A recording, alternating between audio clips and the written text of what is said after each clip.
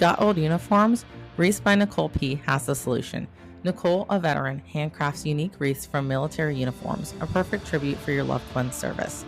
Commemorate special moments with personalized wreaths crafted by Nicole. No uniform, no problem.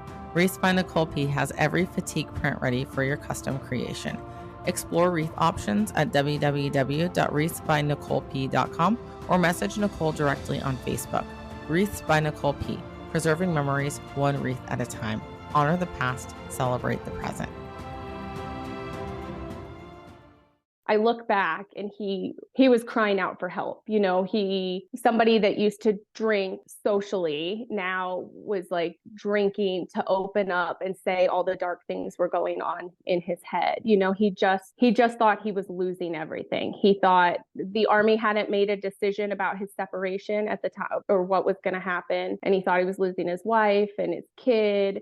And he thought he was losing his career, and he just thought he wasn't redeemable, you know. And I look back and I have a lot of guilt about it because I didn't have experience with this. And, you know, just because you're raised tough love wise doesn't mean it's the right thing. You know, he was really hurting. Welcome to Your Story Doesn't End Here, the mental health podcast of military and veterans who refuse to be silenced. I'm your host, Rachel, and my mission with this podcast is to be a voice for those who don't have a voice, bring awareness to mental health issues, provide value and solutions, and to change the culture when it comes to mental health within the DoD organizations.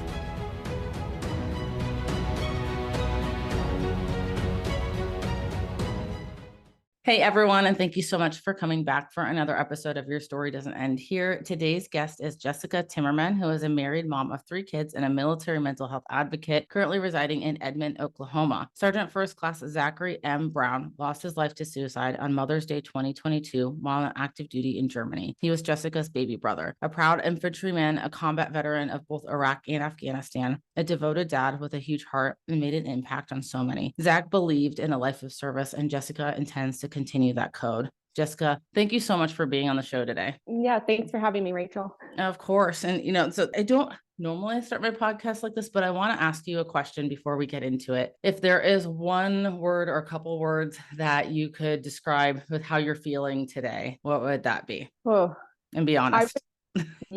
I was thinking of when we agreed to do this, I got to think of a new word besides excited, right? Because you and I wouldn't be in this space if something terrible didn't happen to us. So whatever that word is, that's how I'm feeling, because it's nice to connect to people that get it and really want to make the big changes. But it's also heartbreaking, right? Because Right. Yeah. I was thinking of this earlier today, and I was like, I kind of want to starting my podcast episodes with this, because I think it's important to know what space people are in, because not everyone is in an excited space all the time. Some people are in a very heavy space, and I think it's important to acknowledge that. So thank you for being the first to experiment with that question. And I'm glad that you're in an excited space, but, you know, also understanding that talking about these things can be heavy and heartbreaking. So I am going to pass it off to you so that you can share your story with the listeners. Sure. So yeah, my story starts with my brother's passing, I suppose. So this Mother's Day, that'll be 2 years. We kind of had a rougher upbringing, but it was instilled on us that we had to go to college. So for me,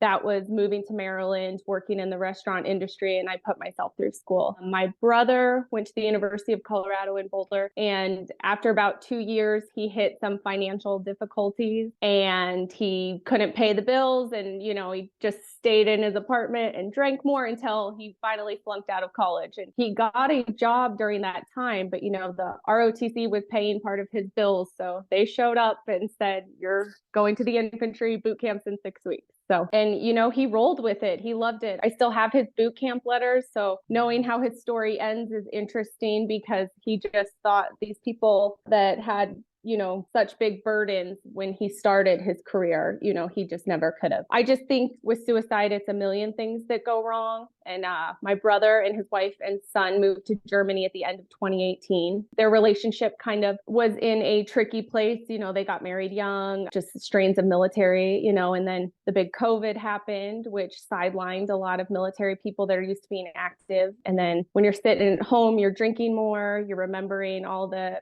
post-traumatic stress of things. He just had a really rough 6 months, and that's what happened. Okay, so talk to us a little bit more about your relationship with your brother, Zachary. Sure. So we were very close. My dad died when I was 13 and my brother was 11. And prior to that, my dad worked for Lockheed Martin, and the company, we moved frequently. So we were always each other's constants in our life. We were, on the best days, we were really close. I mean, one could also say on our worst days, we were a little codependent, and then the other part to it is he married a good friend of mine from college. So anytime their relationship, you try not to take sides, but them both, I knew her for 20 years too. So yeah. He was just a big, goofy dude. So that's awesome, first of all. And kind of how ironic that he ended up marrying someone that you were also super close with. So, it puts you a little bit in the middle in certain times, I'm sure. But I didn't even know they were dating for a bit. Surprise. Yeah. Hey, I'm going to Seattle to see your brother. And I was like, right. Oh. You're like, my what? That's Right. funny. So how much did you know about what Zachary was going through prior to him taking his life? Sure. So he hit a lot of things.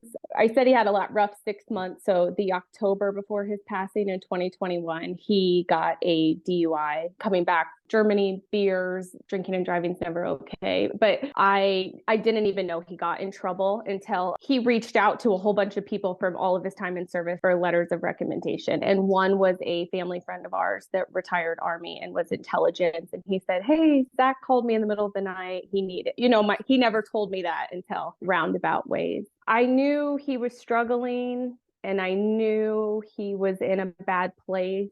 I just didn't think this was the end. Right. So he was overseas, obviously, and you weren't in the same place as him. Talk to us about the days leading up to and the days after he took his life. How did you find out? What was that process like? And I ask this for, I think, the rawness of the situation and the realness of it, because I think people hear about suicides and people hear about service members losing their life and they don't understand the magnitude of what that is really like when it's a lived experience. So if you don't mind walking us through that. Sure. So I mentioned that my brother and his wife were having issues. It got to the point with his drinking that her and I would talk often is you never want to put your service member's career. We don't want to take that away from them. Right. But that's a lot of pressure. It was a lot of pressure for us to know if what he was saying was really what he was thinking or if it was alcohol induced, right? And it did get to a point finally where my sister-in-law did have to ask somebody to step in. And when she went to the person in his chain of command and said, hey, I'm nervous for our son and the environment we have at home. He's drinking too much. And then their kind of response was, oh, we were waiting for you to come to us with this. We knew his drinking was out of hand. We could smell it on his breath, and so he moved to a cool off barrack. Wow. Yeah. My brother, we like you said about living in different places, it's about a 7-hour time difference. So we would constantly talk on Facebook Messenger. And during that time between February and May when he passed, I mean, there were times where his messages were really dark.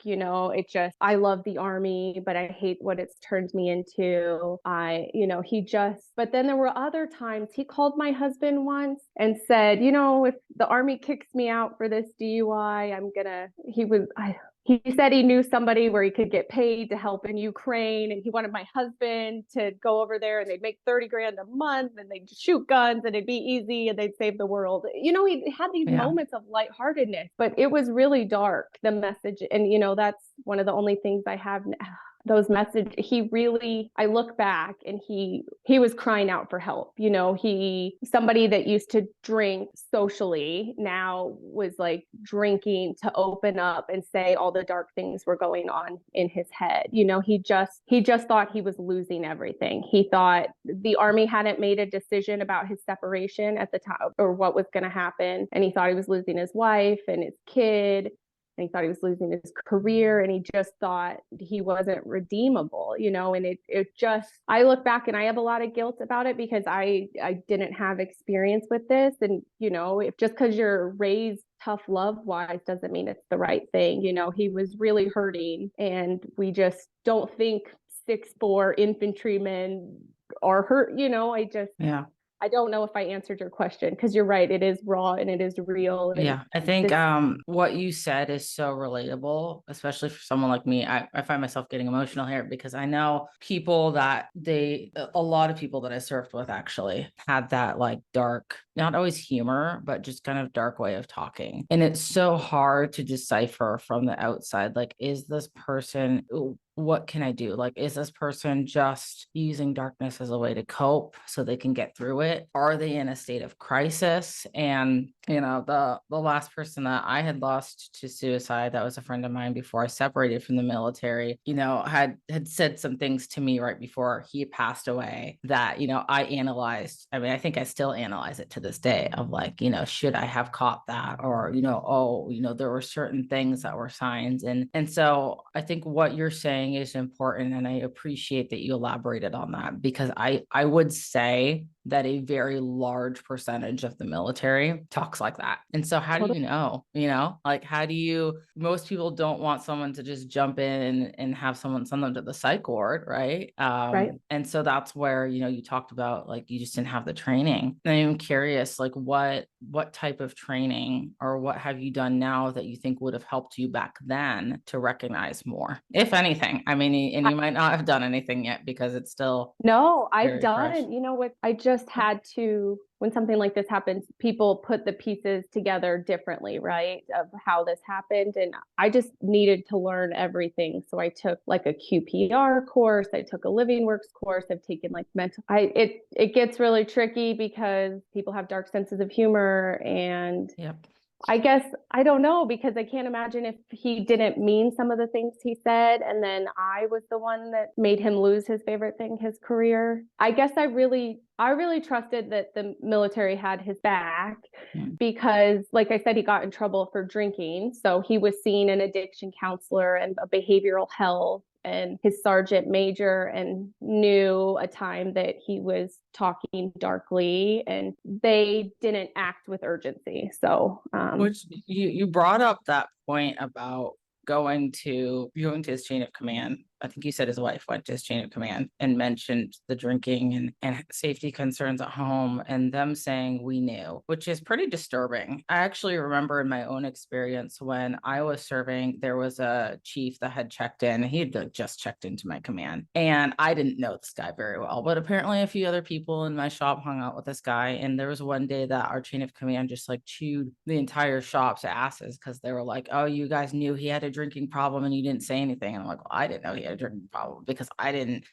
but I also watched them perpetuate this culture where everyone had a drinking problem. Like it's bad. Like, and this isn't talked about enough. I watched people who were hurting and who were in pain. And I think the tough thing, like almost playing devil's advocate here, not necessarily for like the upper chain of command, but maybe they're lumped in there too. I don't know. I never really got to that high of a rank. I was an E5 when I separated, but when it's brought up that problems exist, a lot of times it's just kind of brushed to the wayside. And I think a lot of that is because so many people are hurting that when everyone's hurting, no one knows how to help each other. And so that's kind of my theory behind it. And I don't know if that was the case when your brother was going through what he was going through, but it is still very sad because people do still have a responsibility to their people, especially in a leadership position, and to know that something is a problem and something is going on and not acting on it or doing anything about it, or at a minimum being human. And just, when someone's going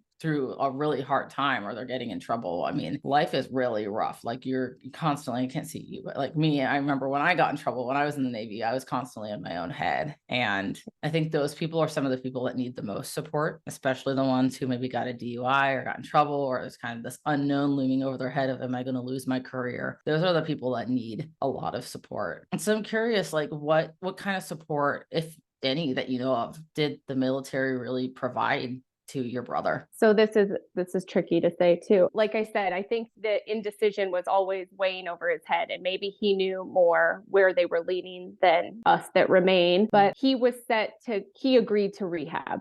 He agreed to go. He sounded excited about it once when the behavioral health person, they talked about post-traumatic stress and TBI. And we were all so excited that he was on board for that, right? But they didn't have any beds at the time. So he was having, they said there'd be a bed in a couple of weeks, and that was May 16th, and he died May 8th. Like you said, if there's so many people hurting and there's not enough resources, what do we do? Right. Yeah.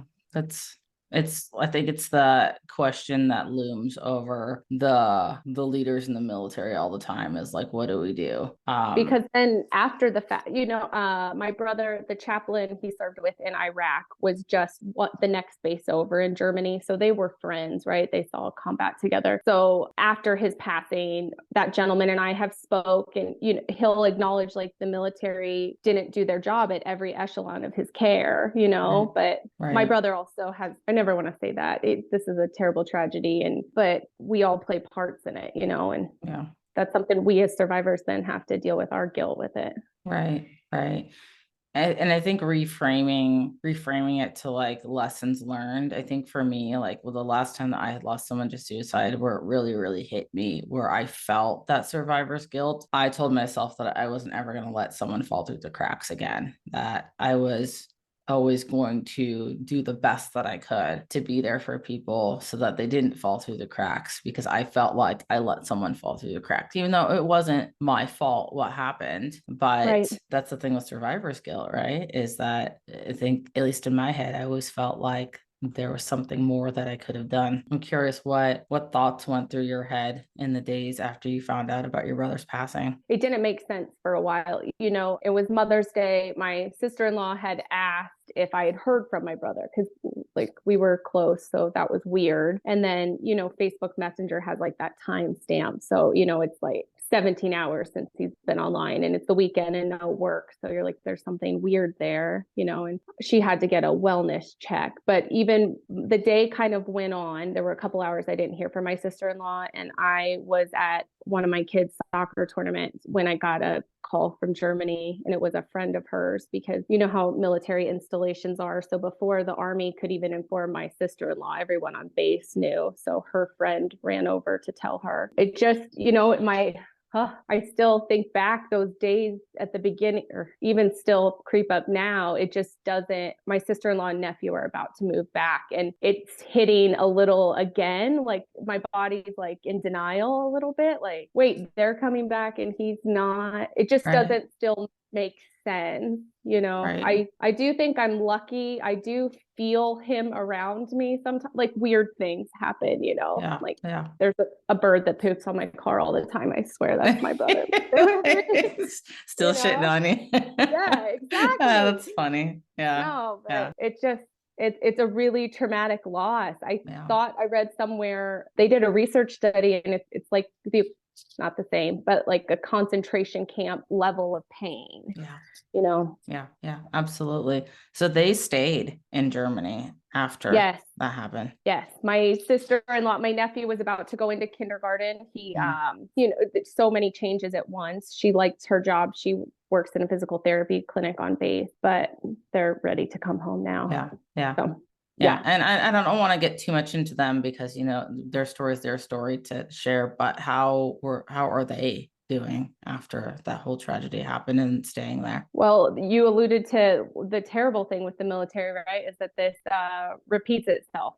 And then, so when that has happened, though, a neighbor of theirs passed like 6 months, and all those kids are playing, and my nephew's playing in the streets, and ambulance are coming. And, you always think these things happen and it's a rush of support because military is such a family. But I think it scares the crap out of active duty people that this can happen to somebody. And I think they don't check in on people that were their best friends all the time. And people get very scarlet letter. I don't want to talk about that. Yeah. So Yeah.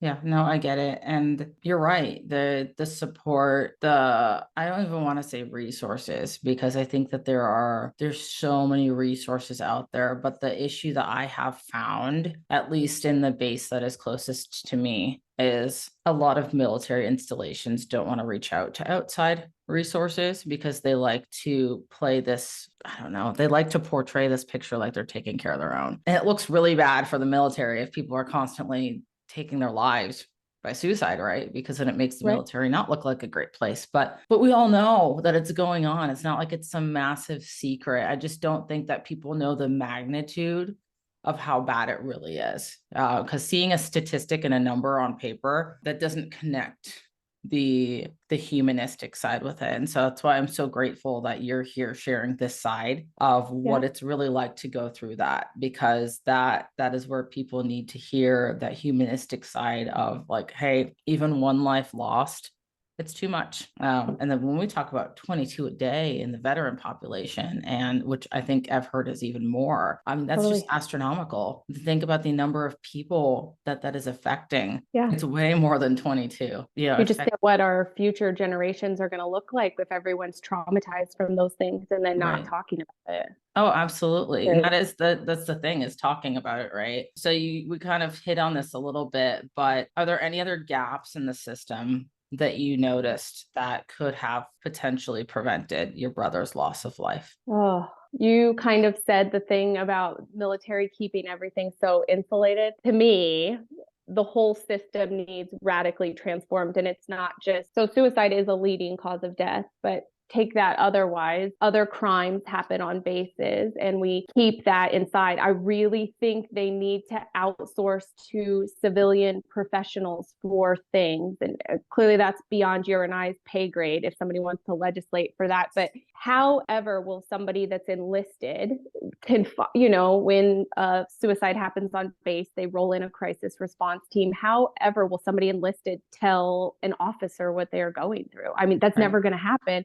And then also if behavioral health subscribes to those same protocols and manuals, as soon as you roll in other service members, you lose all chance of healing and people being vulnerable and really saying what's going on. I just think it has to be outsourced or. Oh, yeah. There's this guy that I started following the other day on Instagram. I don't remember the name of his account, but he's an officer and I think he's in the Army. And he did something so powerful the other day that he shared about on his story, where he noticed someone who's hurting. This individual was crying in his car and he kind of saw him from across the parking lot. And when he rolled up, he took off his blouse. So the rank was no longer there. And it's such a simple gesture. But when you talk about an enlisted talking to an officer, there's kind of this brainwashing that happens in the military where the enlisted, like, I kid you not, to this day, I'm not even in the military anymore. But if I meet someone who is an officer, my body tells me that I have to treat them a certain type of way, or that like there's a certain level of respect that I have to give them. And we're just human beings. There's no like difference between me and this person. In fact, a lot of them are younger than me. I worked with officers who had less life experience than me, pilots who were flying planes that I know more about this aircraft than they know. I mean, we're all human at the end of the day, but that simple gesture of just saying like, hey, you don't need to know my rank. Let's just have a humanistic conversation. And you can be vulnerable with me without feeling like I'm going to throw my rank in your face, because unfortunately that does happen with people. And yeah, that's a huge gap in the system that I think would be incredibly helpful for people that are struggling. The other thing too, you mentioned with the civilians, I know there's areas where there are civilians that work for the military, but they still work for the military. And so, figuring out a way to like completely separate that so that, not everything is reported back to the military. Yeah. You brought up some really good points that I think people know, people just don't want to face the reality that, I think we're in a time and place now with the military that is different, maybe not so different than 30, 40 years ago. But I think people are being more vulnerable with their emotions now, and people are recognizing that we're human beings and we need that support, especially in an environment where people are seeing combat and people are seeing horrible things. And, we're kind of back to that time period now, right? Like, we're starting to see war again, and soldiers and sailors, Marines, they're starting to see combat. And so, where are these support systems that should have been set in place 2, 3, 5, 10 years ago? Right. That's kind of my thought. Did you have something you wanted to add to that? No, I agree. They call that, right, like upstream prevention approach, right? Like even before military service, we need to better train young people that you're going to go through hard stuff. What's going to get you out of it, right? Absolutely. Absolutely. So what inspires you 2 years after your brother's passing to continue to be a mental health advocate? It started with, I was really scared, like when you lose somebody this way, I think there's some scary, like you're 6 times more likely, right? So I was really scared for my 3 kids and my nephew. But then you just start meeting people and you hear their stories, and they're all so worthy of attention and change. And I do believe at the end of the day that people love each other. They just need to remember how to do it. Yeah. Yeah, it's so true. What is your greater vision with your mental health advocacy, if you even have one right now? So this sounds like such the Miss America question, right? I wish for world peace. Right. 988 is a great resource. It's building, they're pouring stuff into it, but that's not available to every country. And that's something. And then I get always nervous when I talk about the gaps in the military mental health stuff, because there are things they are doing that necessarily, I don't ever want, like the exceptional family member thing. So now certain families aren't being chosen for these overseas because, they may have a kid with a learning disability, or the mom might have depression. And I never want to be the voice that hinders somebody. Right. I hope that we can inspire people to care about this before it does happen to somebody in their circle, because it really is traumatic and we wouldn't wish it on anybody. And yeah. I think radical honesty about what our thoughts are from every perspective about what is working and what isn't working, giving credit where credit is due, but also recognizing that there's still a lot of work to be done. I think that's kind of the approach that I've taken, because it's exciting when we see things like the Brandon Act. That's like, oh, we're finally looking at things that can help. But then I also recognize gaps within these things that come out, right? Like right off the bat, I think I automatically start searching for gaps, which isn't necessarily a bad thing, because I know how the system is. Like if you don't have the right foundation, which is why I focus so heavily on culture in the military, you can bring down policies all day. You can say, hey, you guys are going to meet once a week and you're going to talk about your feelings, right? But if you get a bunch of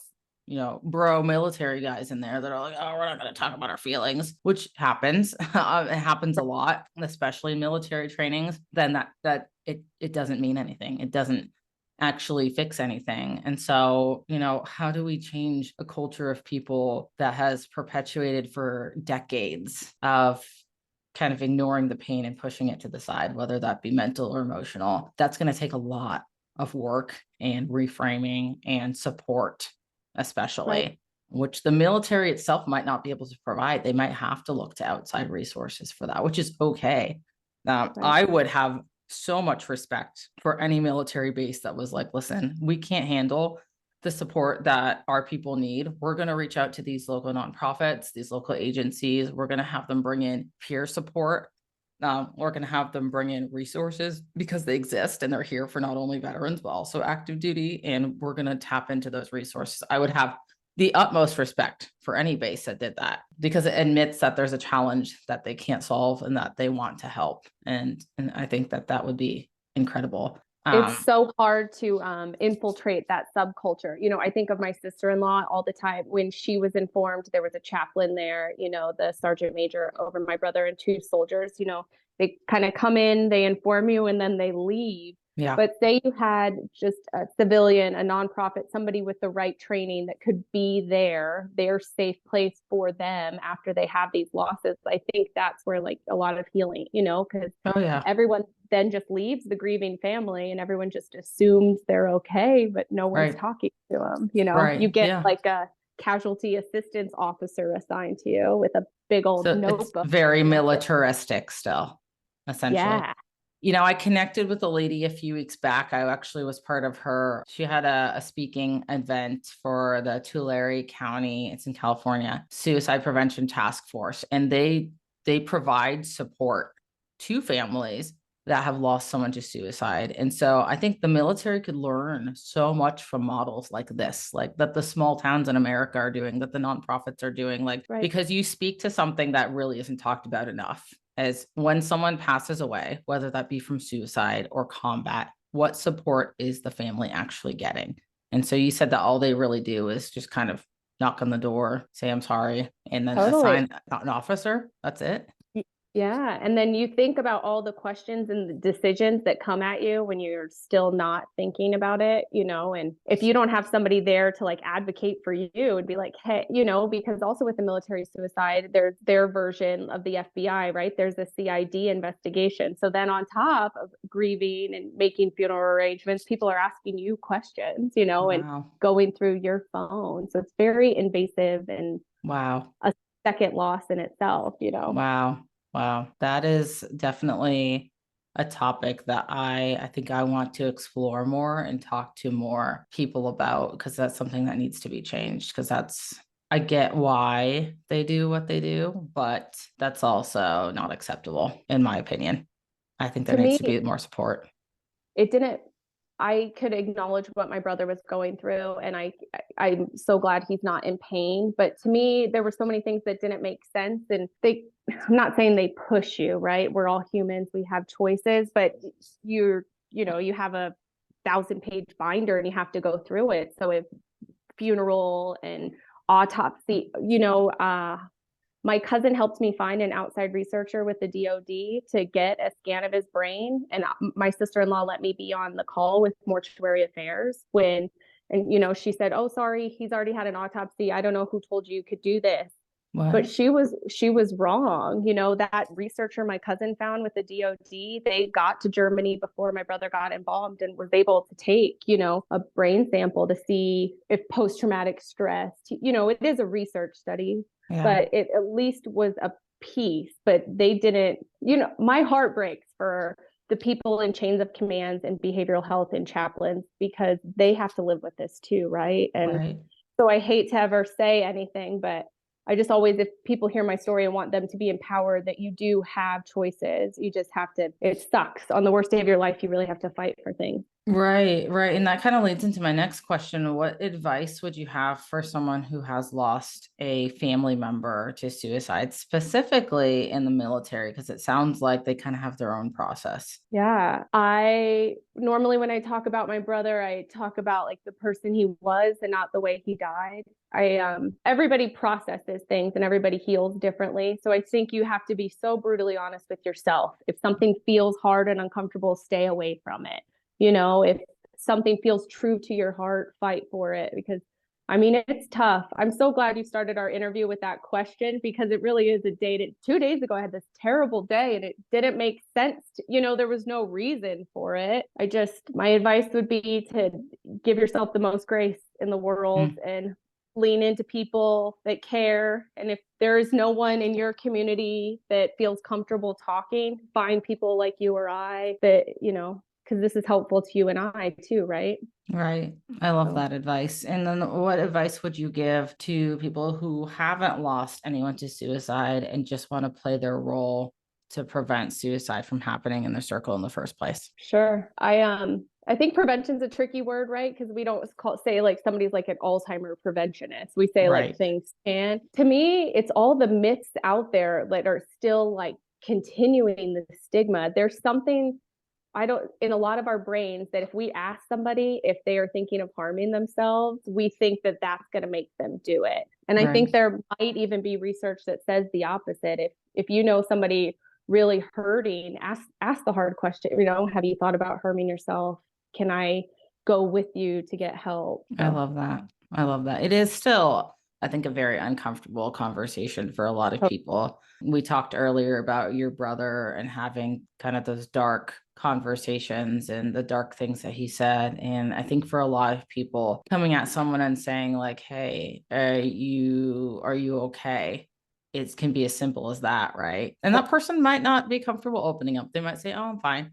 And I think it's worth saying that sometimes it's okay asking that question again. Like, no, I'm serious, because we ask people, how are you? And we ask people, are you okay? So many times in such a like nonchalant way in our day-to-day lives, and expecting someone to just answer that with good. And that's kind of why when I asked that question in the very beginning, I didn't just want to ask, how are you today? Because I think we are almost conditioned to answer that question with, oh, I'm good, whether we're actually Right. good or not. And so when you ask someone, when you either reframe the question or you ask the question again, ask, if you could describe your mood or describe how you're feeling today in one word or a few words, that gives people more space to actually answer that question in an honest way. Or if they say good and you ask like, no, honestly, how are you today? I think it gives people space to feel like, oh, this is safe, because our brains are always searching for safety. So I think it's important to always dig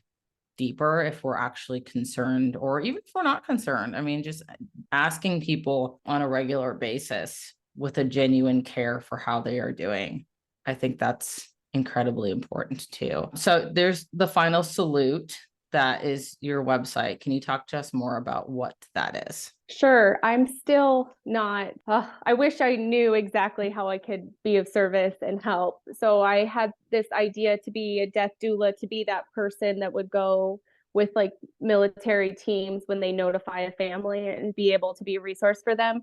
But the more time I'm spending in this space, a battle brother of Zach's and a friend of mine, we presented last year at AAS 23 in Portland. And it was just such an enriching experience to be in a room with military people and mental health workers and community people that do have this common goal of helping. So I have a girl locally that's redoing my website. I'm moving more into being a blogger, resource hub, educators, public speak. See, I don't know what I'm doing, but That's okay. That's okay.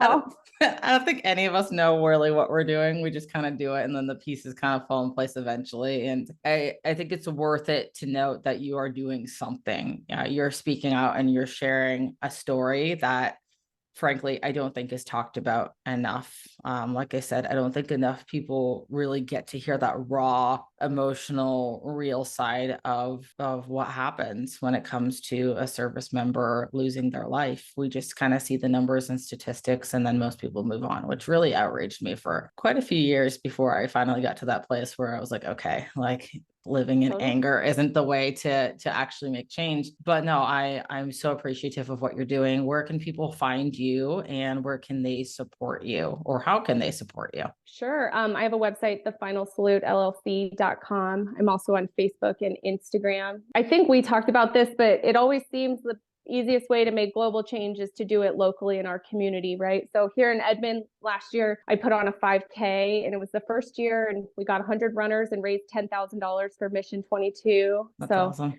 That was pretty cool. But yeah, I'm hoping to get more opportunities like this. And so find me places. I love that. I love that. And so, social media, following on social media is free. So I'll make sure to post the links. So at a minimum, if you're listening to this episode, go follow on social media, because even if it's not something that you can relate to, I say this all the time, sharing these things with your circle, you never know who around you might need to hear a specific message, or might need to see a certain person to relate. You'd probably be surprised, if you're listening to this, how many people around you have been affected by losing someone to suicide, and people just don't talk about it. So I'm such a huge advocate for supporting and sharing causes like this, because it's important to affect positively the other people in your life, and at least spread a message that needs to be spread. So Jessica, thank you so much for coming on and for sharing a snippet of your story. I know it's not easy talking about these things, especially when it's a family member. And so I'm so deeply appreciative of the work that you are doing. Are there any last words or pieces of advice that you want to leave the listeners with today? Actually, yes, there is. You know what to me has been such a blessing for people in my brother's circle? Anytime they have taken and done the hard work and got themselves sober. That is just the gift that keeps giving if people are struggling with that. So keep up the good fight out there, people. Thank you for taking the time to listen in today. With your support, we are able to increase awareness of the mental health issues affecting service members and veterans today, with the goal of creating positive change. If you got value from this episode, please take 30 seconds to subscribe and share this episode within your own network. Until next time, remember, your story matters, your mental health matters, and your story doesn't end here.